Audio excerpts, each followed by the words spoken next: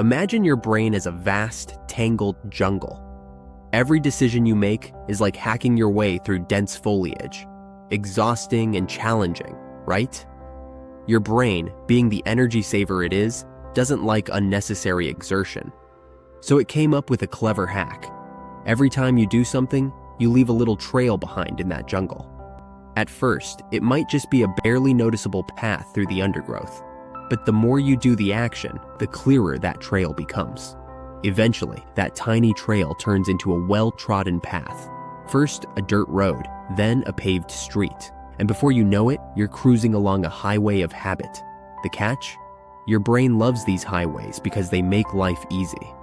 This is why, as adults with our jungles already full of established trails, making a change feels like trying to clear a rainforest with a pair of garden shears.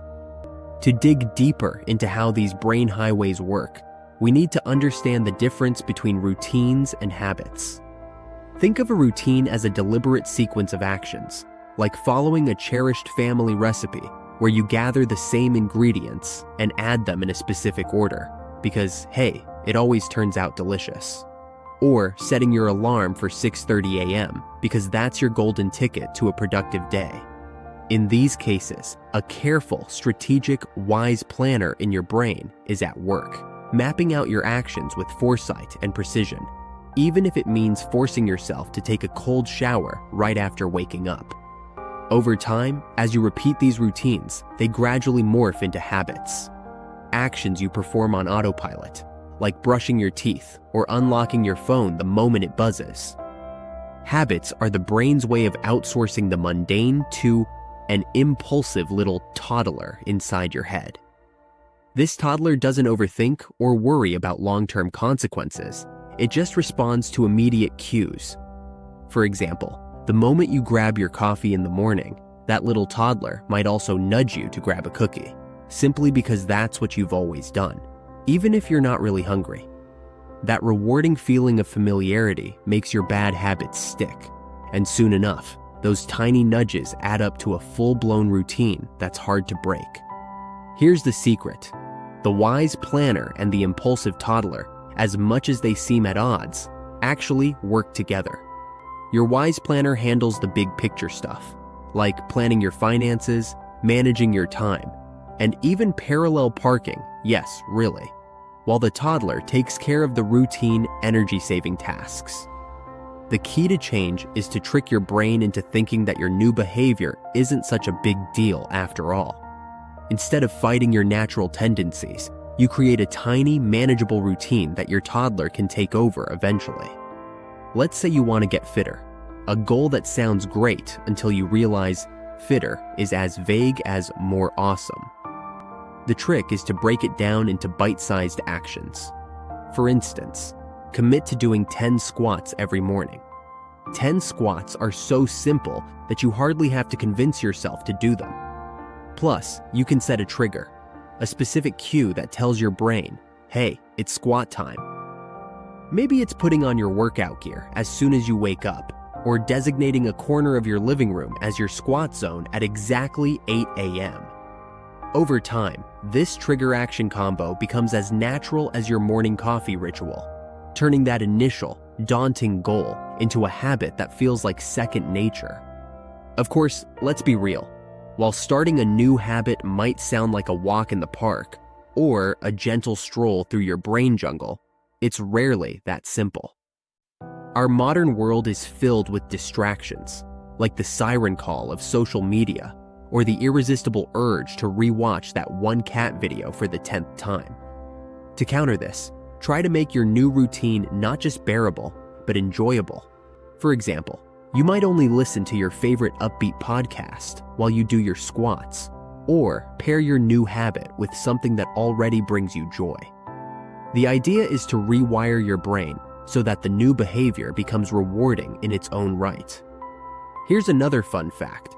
Research suggests that forming a new habit can take anywhere from 15 to 250 days, depending on the complexity of the behavior and your individual circumstances. The first week or two might feel like you're battling through quicksand, but as you persist, that resistance slowly fades. Remember, there's no magic pill for change. Just consistent effort, a bit of humor when you slip up, because, let's face it, we all do, and a willingness to keep moving forward even on the days when you'd rather be binge-watching your favorite show.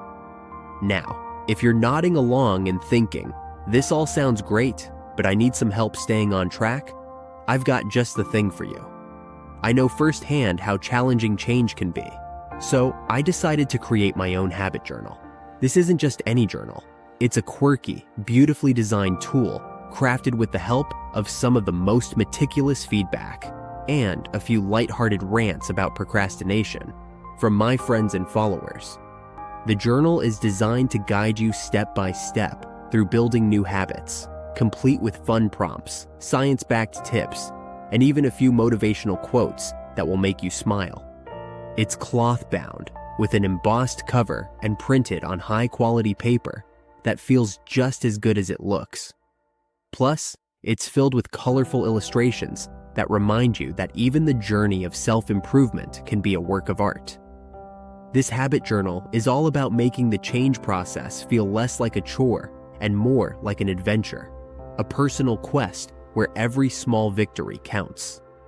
By tracking your progress, reflecting on your wins, and your inevitable, sometimes hilarious missteps, and using the guided tutorials, you can gradually turn those tiny, deliberate actions into powerful habits that transform your life. And the best part? You don't need to spend a fortune on fancy self-help programs. This journal is my way of sharing a tool that worked for me, so you can start making those small changes that lead to big results. At the end of the day, it's important to remember that even a little progress is still progress. Whether you manage to squeeze in 10 squats, switch from scrolling endlessly on your phone to reading a chapter of a book, or simply choose a healthier snack over a sugary treat, every small change is a win. Life isn't about making a dramatic overnight transformation. It's about setting yourself on a path of steady, sustainable improvement. In a world where quick fixes and overnight successes are glorified on social media, the real magic happens in those small, consistent steps that gradually shift your identity and reshape your habits.